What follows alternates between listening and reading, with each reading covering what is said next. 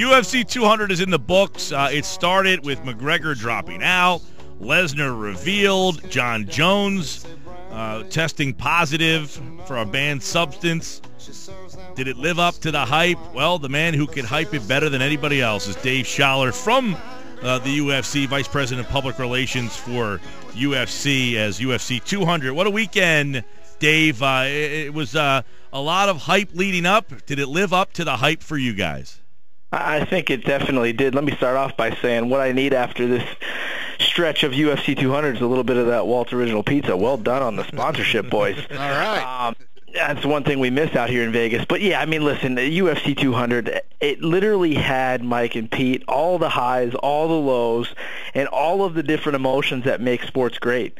We had some trying times with the John Jones situations. We had, Brock Lesnar's return, which I thought was one of the coolest moments I've experienced since my time here in the UFC. We had the dawning of a new champion in Amanda Nunes, our first openly gay champion in UFC history. We had a somewhat local guy, Philadelphia's Eddie Alvarez, win on Thursday night to become the lightweight champion. It just had a little bit of everything that makes sports great, and a reason why we're also captivated by the sport of mixed martial arts. Yeah, you mentioned Brock first, so let's go there because it was an interesting moment. Here's a guy who had been such a big part of your organization. He gets sick, he leaves, now he's in the WWE world, so he's still on the map as a huge star internationally, and then out of the blue he decides to go back. What did you think of him? And now the fact that he wins, is there something more down the road for him after 200? Well, first and foremost, Mike, I think that Brock did exactly what many experts thought he would need to do to be successful. He took Mark Hunt, who's one of the biggest one-punch knockout artists in the history of the sport, down to the ground and used that wrestling pedigree to neutralize all the power that Mark Hunt has. I think at 38, now 39 years old, I believe today's Brock Lesnar's birthday. Happy birthday, Brock. It's a situation where I think he proves that he's still one of the most transcendent dual sport athletes that we've ever seen. And he left the door open at the press conference, as he's done in the entire lead up to this fight, that maybe, just maybe, he's got one more run in him.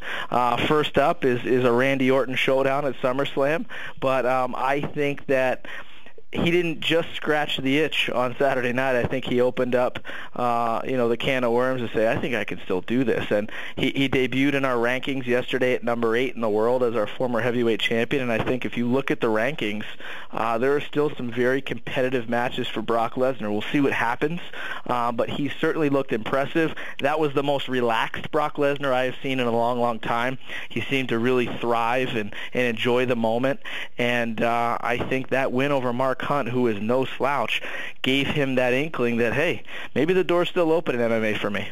He seemed totally different than any time I had seen him in interviews or in your organization or in the other organization. He just seemed genuine for the first time almost ever.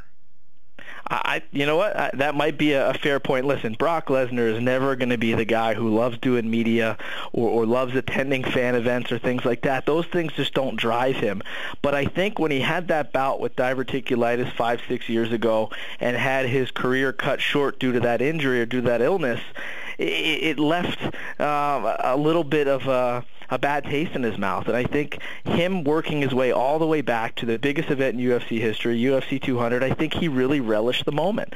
And we saw that all week at the press conferences and the different events that he did.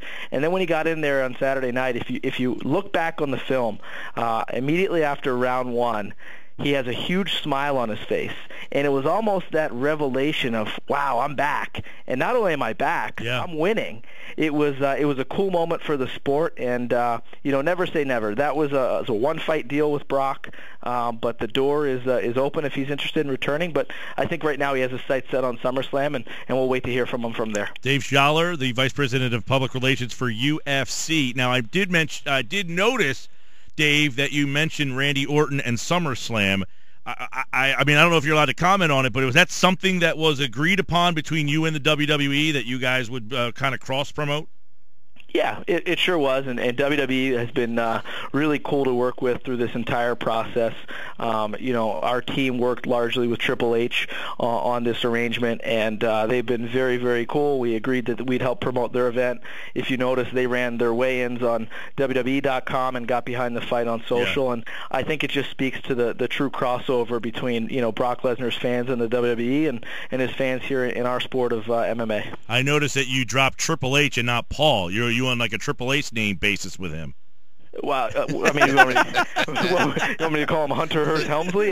No, his name is Paul. His professional name is Paul. Yeah, it is. You're right. But we call him Triple H around here. I think he's earned that right. And listen, I think the people at WWE are incredibly talented and bright marketers. I think they understood the value, and I think Brock Lesnar coming back to headline one of their marquee events after a big win in a sport that is as real as it gets, it makes a lot of sense. So, they were cool enough to allow Brock to come back, and now they'll reap a little bit of the benefit as well. Hey, Dave, how about the Edgar-Aldo fight? Because it seems to me like that was a stylistically fundamental fight and technically sound, but maybe not that sexy brand of combat that you guys are looking for with the shocks that make the sport so truly addicting.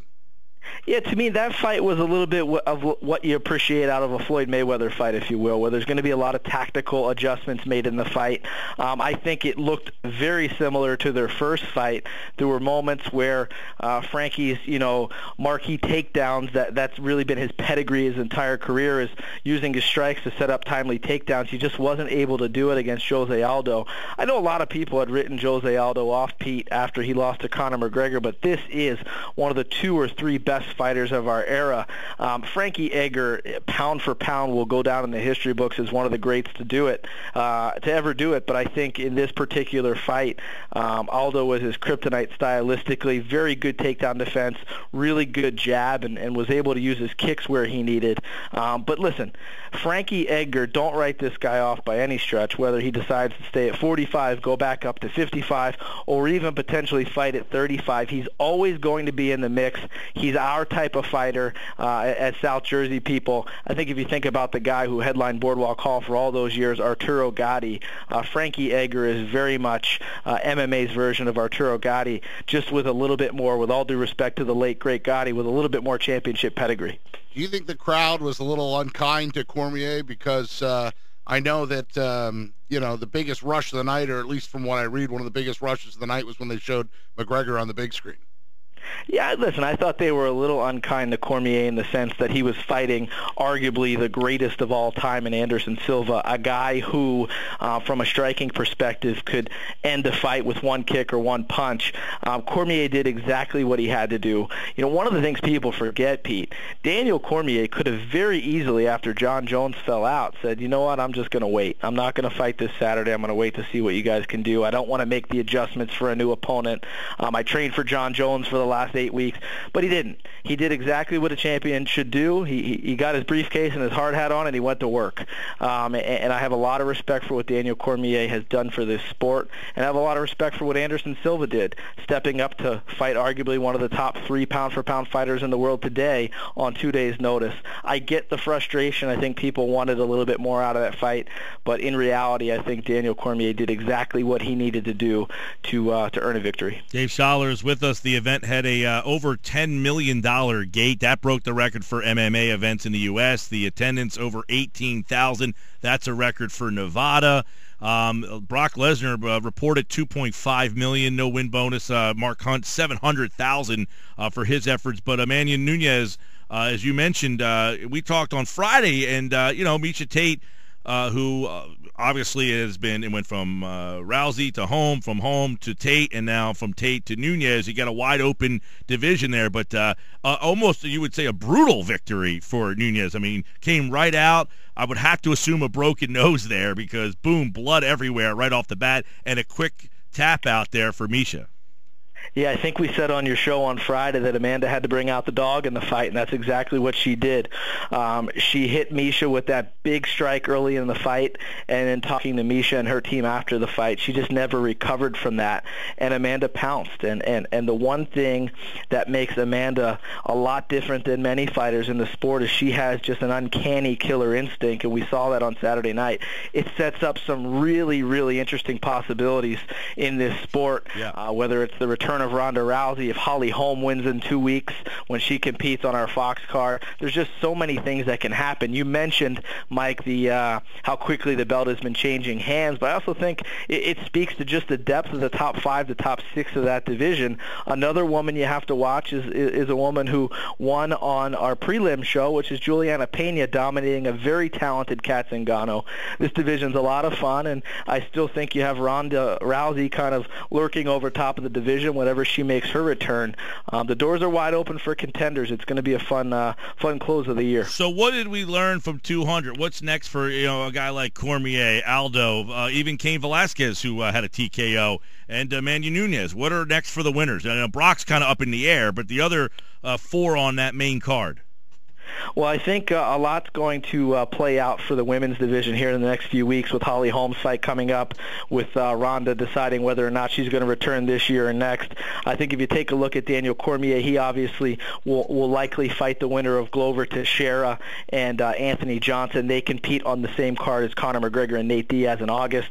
Jose Aldo has indicated that he would like to wait to see what happens in the Conor McGregor fight on August 20th. If Conor is victorious, or even if he's defeated, it sounds like, based on what he said to the press last week, that Conor is intent on going back and defending his 145-pound title, which means what could be one of the biggest rematches in the sport with Jose Aldo.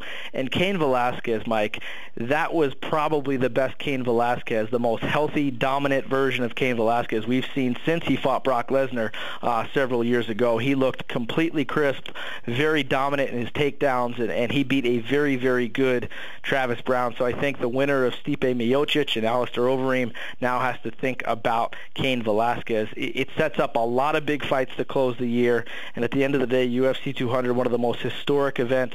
We'll look back on this and just remember all the drama, all the energy, all the emotion as we start to think next, Mike, about UFC 205, which could be the biggest event we've ever done, if that's even possible. UFC 205, the first time ever UFC at Madison Square Garden. 201, July 30th, 202, August 20th, and so and a lot of fight nights in between. I'd be remiss if I didn't ask you about the reported sale and what that means for the future of the sport. Obviously, that is out in the $4 billion. That's a big number. You getting a raise? You get a lot of Walt's Original Primo Pizza with that money, pal. That's right. Hey, that would cover a lot of large pies.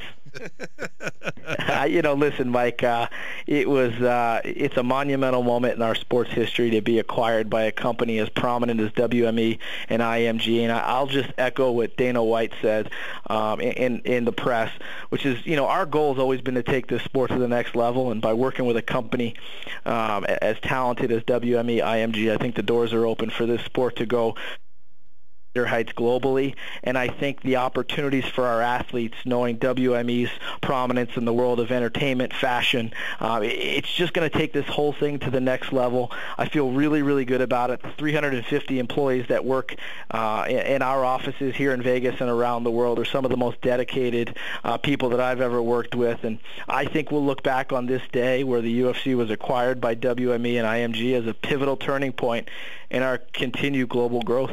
See, in Saturday night, Dave, to me, that's proof that you guys have made it, because there was so much hype leading into it. Then whether people were disappointed or not, or whether it lived up to the hype or not, you're on the radar. I mean, you're in the mainstream and you're on the radar, and that to me is proof that UFC is part of the regular rotation and has reached that at least one of the goals.